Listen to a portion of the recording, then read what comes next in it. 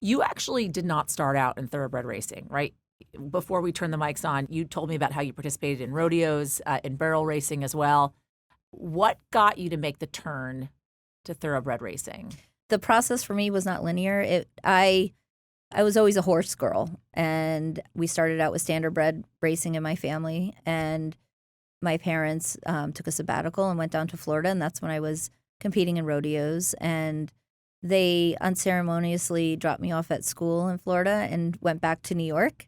And I was paying my own way through college, so when they left, it changed my residency. So I went up to New York, and I was going to school for pre-med to be a physical therapist. Oh.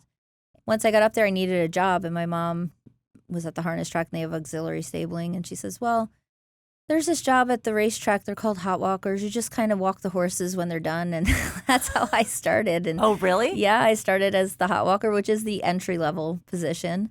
I went through college, my 4 years of college, didn't graduate, but I started exercise riding, and I broke my leg pretty significantly early on in my career as an exercise rider. So that's when I was coming back off of that injury, and my mentor named Chuck Simon, he kind of took me under his wing and gave me direction and said, you're probably going to want to take more of a management role, and taught me how to be an assistant trainer. But in 2017, I met my husband, and we were kind of talking about our future, and he asked, if we were going to continue our relationship, what I thought it looked like. And at the time, I was at a crossroads. I didn't want to continue being an assistant trainer. I was actually used to do bodybuilding and would compete in fitness competitions. Wow. And I thought, well, maybe I'll explore that a bit more. Wait, so you were a bodybuilder and you're an assistant horse trainer? Yes. Okay. So he says, you owe it to yourself to try to train on your own.